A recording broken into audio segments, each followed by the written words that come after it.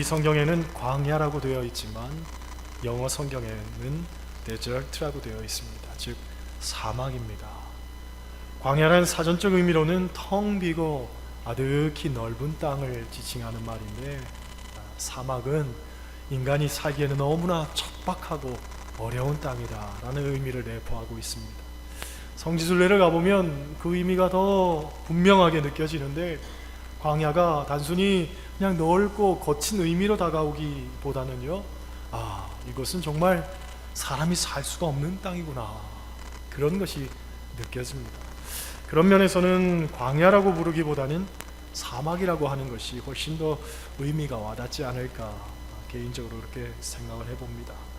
중요한 것은 우리가 광야를 떠올릴 때에 이곳은 버려진 땅, 사람이 도저히 살 수가 없는 땅, 그런 이미지를 떠올린다는 거죠. 그런데 유대인들은 이 땅을 어떻게 부르냐면 히브리어로 미드바르라고 합니다. 중요한 이야기예요. 히브리어로 하나님의 말씀을 다바르라고 하고요, 하나님의 임재를 상징하는 이 지성소를 드비르라고 합니다. 그러니까 다바르, 드비르, 미드바르, 뭔가 좀 비슷하게 느껴지시나요? 광야의 뜻을 풀이하면 광야는 하나님의 말씀을 받고 하나님과 함께 거하는 곳이다. 유대인들은 그렇게 부른다는 거예요. 광야를 단순히 척박하고 사람이 살기에 어려운 땅이다 라고 부르는 게 아니라 하나님이 거하시고 하나님의 임재를 느낄 수 있는 땅이다. 그래서 미드바르라고 부릅니다. 외형적으로 보면 사막이죠. 버려진 땅입니다. 사람이 살 수 없는 곳이에요. 그것이 사막입니다. 그것이 광야예요. 그런데 영적으로 보면 하나님의 임재를 느끼고 하나님의 말씀과 하나님의 뜻을 깨닫는 곳, 바로 그것이 광야라는 거예요. 그래서 하나님과 상관없이 사는 사람들은 그 땅을 사막이라고 부르고 광야라고 부르고 황무지라고 부르고 도저히 사람이 살 수 없는 땅이라고 부르지만, 하나님의 백성들은 하나님의 말씀을 받는 곳, 하나님의 임재를 느끼는 곳, 그렇게 불러야 된다는 거죠. 유대 문헌인 미시나를 보면 광야 40년의 기간을 가리켜서 하나님과의 허니문 기간이다 라고 표현을 합니다. 신혼여행이라는 얘기죠. 사랑하는 두 사람이 결혼을 하고 두 사람이 서로에 대해서 가장 깊이 알아가는 시간이 바로 신혼여행 아닙니까? 그죠? 이스라엘 백성들에게 있어서 40년의 광야 기간이 바로 그 신혼여행과 같다는 거예요. 하나님을 더 알아가는 시간, 하나님의 깊은 임재를 느끼는 시간, 하나님을 체험한 시간, 그랬다는 거죠. 그러니까 그들이 생각하는 광야는 우리가 생각하는 것과는 많이 달라요. 고통과 절망의 장소가 아니라 새로운 생명과 소망이 태동하는 곳, 그것이 광야라는 겁니다. 그런 면에서 이 광야에 대한 의미가 우리에게 어떻게 다가오는지에 따라서 그 사람의 영성이 판가름되어진다라고 볼 수가 있는 거죠. 어떻게 광야의 의미를 받아들여지는지, 그렇죠? 받아들이는지에 따라서 우리의 신앙이 전혀 달라지게 되는 거예요. 그런 면에서 이 광야의 깊은 속뜻을 우리가 알아보고 광야를 대하는 우리의 삶의 자세가 어떠해야 되는지 함께 나누고 은혜를 받으려고 합니다. 먼저 광야는요, 철저하게 깨지고 부서지는 곳입니다. 할렐루야. 따라 하시겠어요? 광야는 철저하게 깨어지고 부서지는 곳이다. 3절 4절 말씀 한번 보세요. 3절 4절 같이 읽습니다. 외치는 자의 소리여, 이르되 너희는 광야에서 여호와의 길을 예비하라. 사막에서 우리 하나님의 대로를 평탄하게 하라. 골짜기마다 도두어지며 산마다 언덕마다 낮아지며 고르지 아니한 곳이 평탄하게 되며 험한 곳이 평지가 될 것이요. 아멘. 고대 왕이 어느 지역을 행차할 때는요, 전령이 먼저 파견이 되어가지고 왕이 행차하는 그 길이 마차가 쉽게 다닐 수 있도록 그 지역의 주민들 모아가지고 도로를 먼저 정비했다고 합니다. 골짜기는 도두고 산과 언덕은 깎아내리고 고르지 아니한 곳은 평탄 작업을 하고 험한 곳은 잘 메워서 평편하게 만드는 그런 일을 했다고 하지요. 마찬가지로 왕 되신 주님께서 우리에게 오시는데 우리가 먼저 그 길을 예비해야 된다는 거예요. 그런데 그 길은 우리의 마음을 상징하는 것이지요. 그분이 먼저 우리의 마음에 임재하시는 거예요. 오시는 거예요. 그러니까 우리의 마음에 임재하실 주님을 잘 맞이할 준비를 해야 되는 겁니다. 골짜기같이 깊이 패여진 상처를 가진 사람들은 그것을 도두어야 되는 것이고요. 산처럼 언덕처럼 자기 의로 쌓아진 사람은 그것을 낮추어야 되는 것이고요. 고르게 평탄하게 그렇게 만들어지는 것이 바로 광야라는 거죠. 그래서 신명기 8장을 보면 하나님이 이스라엘을 광야로 이끄신 목적에 대해서 이렇게 말씀하십니다. 신명기 8장 2절, 3절, 16절을 통해서 거듭해서 계속 말씀하시는 것이 뭐냐면 너를 낮추시며 할렐루야, 우리를 낮추시기 위해서 광야로 그를 인도하셨다는 거예요. 그러니까 광야는 철저하게 깨지고 부서지는 것이죠. 이스라엘 백성들이 그들이 원하는 대로 쉽게 가나안을 정복해서 들어갔더라면 자기들의 힘으로 했을 거라고 교만했을 겁니다. 또 하나님께 감사하고 영광 돌리기보다는요 스스로 만족해하면서 아마 으스댔을 거예요. 그러나 가나안에 들어간 것은 전적으로 하나님의 은혜였습니다. 하나님의 도움 없이는 불가능한 일이었어요. 그렇죠? 그들 스스로는 애굽에서 나올 힘도 없었고 광야에서 스스로 먹고 살만한 능력도 없었고 광야의 더위와 추위로부터 도저히 버텨내거나 견딜 만한 방법이 없었어요.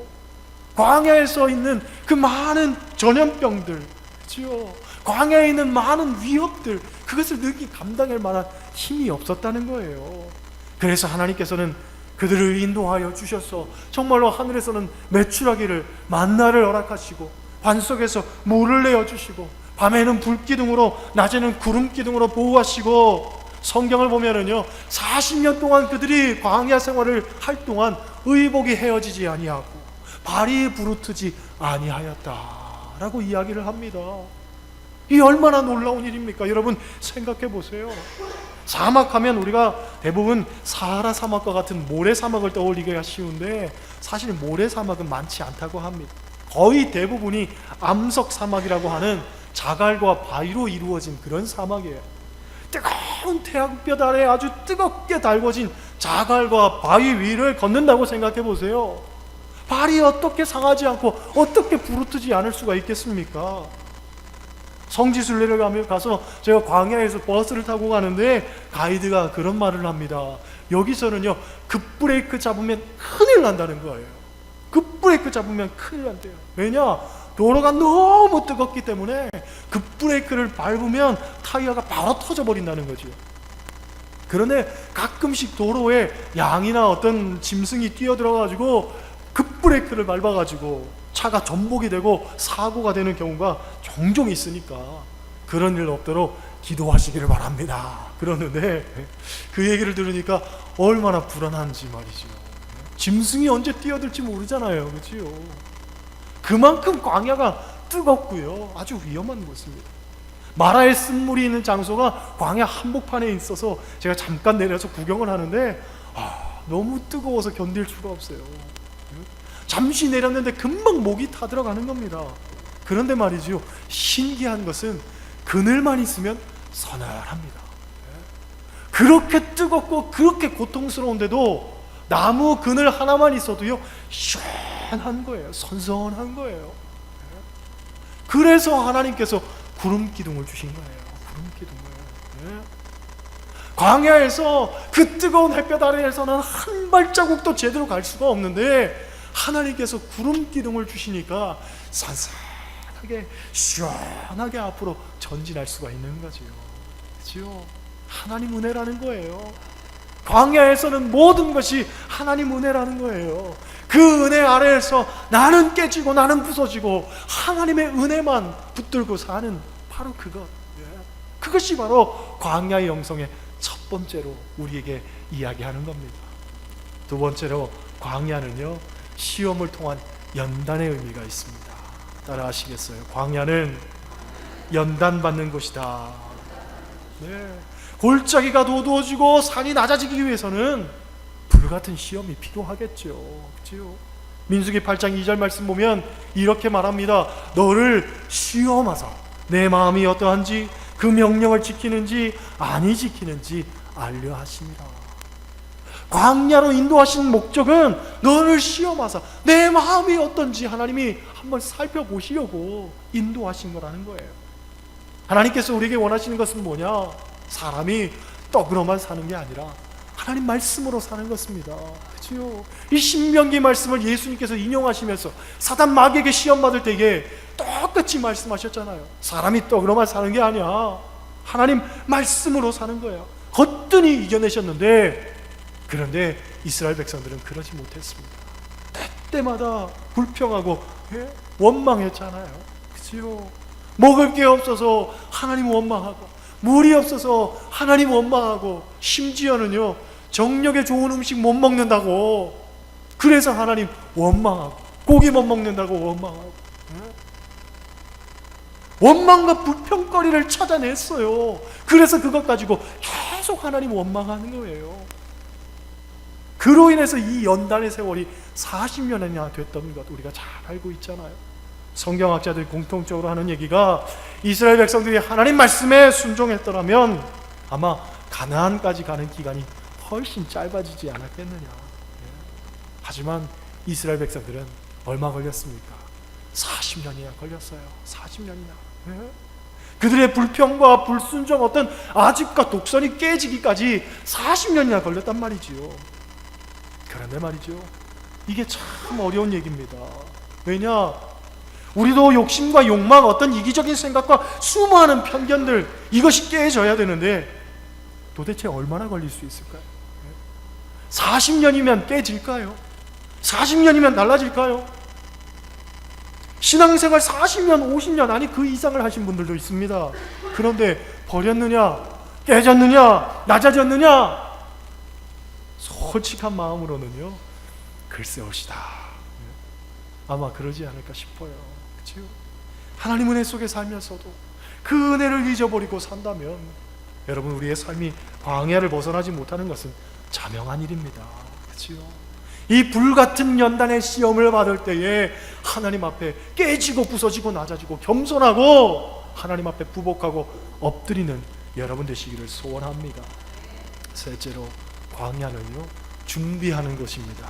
따라 하시겠어요? 광야는 준비하는 것이다. 네. 어떤 목사님 책을 보니까 다윗이 최고의 자리에 올라가도 변질되거나 타락하지 않았던 이유는 그가 광야 학교를 졸업했기 때문이다 라고 말합니다. 구체적으로 다윗이 광야 학교에서 배운 것이 뭐냐면, 첫째로 하나님을 묵상하고 노래하는 것을 배웠습니다. 시편을 보면 다윗의 저작들이 많이 나오죠. 특별히 우리가 지금 새벽마다 시편 강해를 통해서 은혜를 받고 있는데, 다윗에게 어떤 하나님과의 깊은 영적인 교제가 없었더라면 이렇게 귀한 고백들은 할 수 없었을 것이라고 분명히 단언을 합니다. 예를 들어서 시편 23편 같은 말씀 같은 경우, 우리가 얼마나 좋아하고 귀히 여기는 말씀입니까? 그죠? 한국인들이 가장 좋아하는 말씀이 바로 시편 23편이라고 합니다. 시편 23편을 읽어보면 푸른 초장, 쉴만한 물가, 그죠? 나른한 오후에 어떤 햇살을 받으면서 편하게 풀을 뜯고 있는 양무리의 모습들, 그런 상상을 떠올리는데, 실질적으로는 이 시를 지을 때 다윗의 삶이 평온함과는 아주 거리가 멀었다는 것. 그렇죠? 대적들이 자기를 죽이려고 하고, 누구 하나 기대고 도움이 될 만한 사람은 하나도 없었고, 미래에 대한 어떤 불안함, 상황에 대한 절망과 좌절들, 생명과 목숨을 겨우 부지하기에 급급한 그런 상황들이었단 말이죠. 그런데도 그런 상황 속에서 시편 23편과 같이 푸른 초장, 쉴만한 물가로 주님 나를 인도하여 주실 줄 믿습니다 하는 그런 귀한 고백을 할 수 있었던 것, 하나님과의 깊은 어떤 영적인 교제가 없었다면 절대로 불가능한 일인 거죠. 그렇잖아요. 그러니까 이 광야의 시간을 낙심하여서 좌절 가운데 매몰되어 살지 마시고 하나님과의 깊은 관계를 맺는 것에 기뻐하시기를 바랍니다. 두 번째로, 다윗은 광야에서 물맷돌 실력을 갈고 닦았습니다. 아무도 없는 광야에서 목자들이 할 수 있는 일이 많지가 않았는데 다윗은 시간 날 때마다 물맷돌 던지는 법을 연마했죠. 목적은 두 가지입니다. 양이 다른 곳으로 벗어나지 않게 경각심을 주거나 또는 다른 어떤 짐승들이 달려들었을 때 그 짐승들을 쫓아내기 위해서 물맷돌을 연습했는데 결국은 그것이 누구를 무찌를 때, 골리앗을 무찌를 때 사용되잖아요. 그렇죠? 그런데 분명히 우리가 알아야 되는 것은 뭐냐면 다윗이 골리앗을 무찌르기 위해서 물맷돌을 연습한 게 아니라는 거예요. 그가 특별하게 그것을 연마한 게 아니라는 거예요. 그냥 살아가는 데 있어서 필요한 것들을 내가 준비하고 그것을 했을 뿐인데 하나님께서는 그것을 가지고 골리앗을 무찌르는데 사용하시더라는 거예요. 곧 내게 주어진 시간들을 의미 있게 그냥 최선을 다하면서 살았더니 하나님께서는 그것을 통해서 하나님의 역사를 이루어 가시더라는 거예요. 이런 얘기가 있습니다. 어떤 집사님이 당신도 성경 인물들처럼 정말 위대한 큰 일을 하고 싶어서 하나님께 기도했습니다. 하나님, 저도요 아브라함처럼 믿음의 조상처럼 크게 쓰임 받고 싶습니다. 그랬더니 하나님께서 하시는 얘기가 그러면 네 아들 나한테 줄 수 있냐 그러시더래요. 생각해 보니까 아들은 못 주겠어요. 그래서 하나님 그건 안 되겠습니다. 기도의 제목을 바꿨어요. 하나님, 저는요 그럼 베드로처럼 예수님의 수제자로 쓰임 받고 싶습니다. 그랬더니 하나님 하신 얘기가 그럼 너도 베드로처럼 십자가에 거꾸려 못 박혀 죽을래? 다시 생각해 보니까 그것도 못 하겠어요. 그래서 기도를 바꿨어요. 하나님, 그러면은 그냥 저는 사도 바울처럼 땅 끝까지 이르러 주님 증인들처럼 살고 싶습니다. 그랬더니 너 가는 곳마다 그럼 넌 핍박을 이겨낼 수 있겠냐 하고 물으시더래요. 이것도 안 되고 저것도 안 되고 이것도 안 되고 안 되겠는 거예요. 그래서 하나님한테 물었습니다. 하나님, 도대체 이것도 안 되고 저것도 안 될 것 같은데 그럼 저는 뭐가 되어야 되겠습니까? 어떤 사람이 되어야 되겠습니까? 그랬더니 하나님 하시는 얘기가 너는 네가 되라. 너는 네가 되라는 거예요. 할렐루야. 너는 내가 돼야 되는 거예요. 왜? 우리가 많은 사람들이 정말로 특별함을 갖기를 원합니다. 특별한 사람 되기를 원합니다. 그런데 말이죠, 우리는 있는 모습 그대로 특별하게 창조되었습니다. 다른 사람들이 가진 달란트를 부러워하기보다는 내게 주어진 것을 감사히 여기고 자족할 줄 아는 은혜가 있어야 되는 거예요. 왜냐하면 하나님께서는 특별한 사람을 부르시는 게 아니라 부족하고 연약한 사람을 불러서 그 사람을 특별하게 만들어주시는 분이기 때문에 그렇습니다. 내가 특별한 존재이기 때문에 하나님께 쓰임을 받는 게 아니라 내가 하나님께 부르심을 받았기 때문에 특별하게 쓰임을 받는 거예요. 그러니까 뭔가 특별해야 된다는 환상을 버리시기를 바랍니다. 내가 특별한 달란트가 있어야 된다고 그렇게 생각하지 마시기를 바랍니다. 있는 모습 그대로 주님 앞에 나아오면 하나님께서는 여러분들을 통해서 특별한 하나님의 역사를 이루시는 줄 믿습니다. 할렐루야. 그런 면에서 우리 옆 사람과 인사하기를 원합니다. 너는 네가 되시길 바랍니다. 다시 한번 인사하시겠어요? 당신은 당신이 되시길 바랍니다. 다른 사람을 흉내내거나 다른 사람을 따라하려고 하지 마세요. 다른 사람이 가진 것을 부러워하지도 마세요. 내가 가진 것이 이미 특별하고 하나님께서는 그것을 통해서 하나님 영광 받기를 원하신단 말이지요. 할렐루야. 다윗이 광야에서 특별한 뭔가를 얻은 게 아니잖아요. 그치요? 특별한 보석을 얻은 것도 아니고 특별한 무기를 얻은 것도 아닙니다. 그냥 내 삶에 최선을 다하면서 살았더니 하나님께서 그를 사용하시더라. 그러니까 광야 가운데 있다 할지라도 여러분 삶에 최선을 다하면서 사는 거예요. 그게 하나님이 원하시는 일인 거예요. 셋째로 다윗은 광야에서 악기를 연마했습니다. 그렇죠? 사무엘상 16장을 보면 다윗이 수금을 들고 연주할 때에 사울에게 있었던 악령이 떠났다라고 말합니다. 어떤 치유의 능력, 영적인 권세가 그에게 주어졌다는 얘기죠. 결국 이러한 일련의 준비의 과정들이 있었기 때문에 다윗은 꼭 필요한 순간에 그것들을 적극적으로 사용할 수 있었고 그것을 사용했기 때문에 하나님의 사람으로 우뚝 서게 된 거죠. 그러니까 우리도 인생을 살다 보면 광야와 같은 순간을 맞이할 때가 있는데, 대부분 사람들은 그 시간이 빨리 그냥 지나가 버리기를 원합니다. 하지만 아니에요. 그러한 시간조차도 나의 것으로 만드는 지혜가 필요합니다. 주어진 환경에서 최선을 다하면서 내일을 준비할 때 하나님이 필요하신 순간에 쓰임받게 되는 거예요. 마지막으로 광야의 궁극적 의미는요, 우리에게 복 주시기 위한 겁니다. 따라 하시겠어요? 광야는 우리에게 복 주시기 위함이다. 우리의 삶의 결국은 여호와의 길을 예비하는 것 아닙니까? 오늘 본문이 이야기하는 것이 황폐하고 버려졌던 이스라엘을 회복시키기 위해서 우리의 왕 되신 주님께서 다시금 돌아오시는 그 길을 우리가 준비하는 거예요. 그런데 그 준비의 끝에는 뭐가 있냐? 5절 말씀 보세요. 5절 같이 읽습니다. 여호와의 영광이 나타나고 모든 육체가 그것을 함께 보리라. 이는 여호와의 입이 말씀하셨느니라. 할렐루야. 광야에서 뼈를 깎는 수고와 노력과 평탄의 작업들이 있은 후에는 반드시 하나님의 영광을 본다는 거예요. 주님께서 우리를 광야로 밀어넣으실 때에는 하나님의 영광을 우리에게 허락하시려고 보내신 거라는 거예요. 그렇잖아요.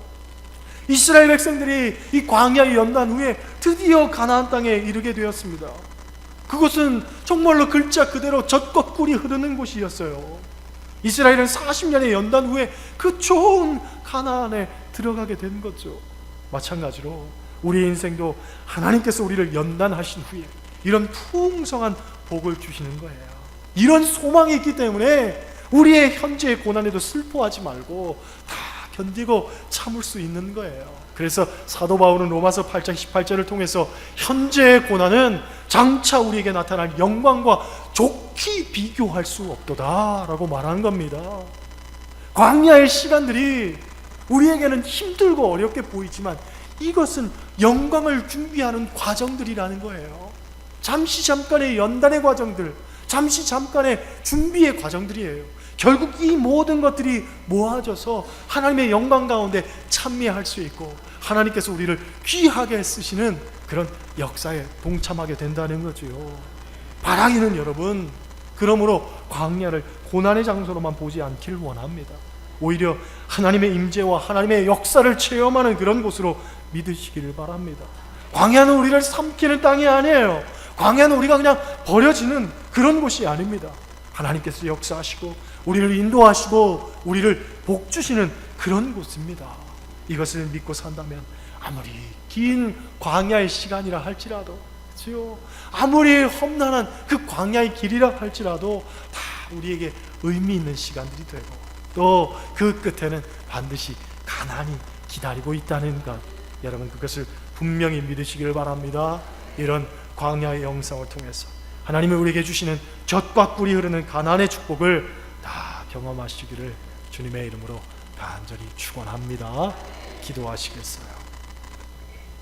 하나님, 인생을 살다 보면 광야 길을 걷는 것과 같은 외로움과 처절한 버려짐을 경험할 때가 있습니다. 이것이 우리 인생의 끝이 아닐까 절망하고 낙담할 때도 있었습니다. 그러나 이 광야의 시간들은 결국 우리의 삶을 가나안으로 인도하기 위한 과정인 줄 믿습니다. 이 시간들을 잘 준비하게 하여 주시옵시고 이 시간들을 잘 예비하게 하여 주시옵시며 이 시간들을 의미 있게 잘 보냄으로 말미암아 하나님께서 우리의 삶을 향한 계획들, 바로 그 시간이 이르렀을 때에 하나님께 귀하고 아름답게 쓰임받는 믿음의 백성들 다 되도록 역사하여 주옵소서. 예수님 이름으로 간절히 기도드렸습니다. 아멘. 찬송가 391장입니다.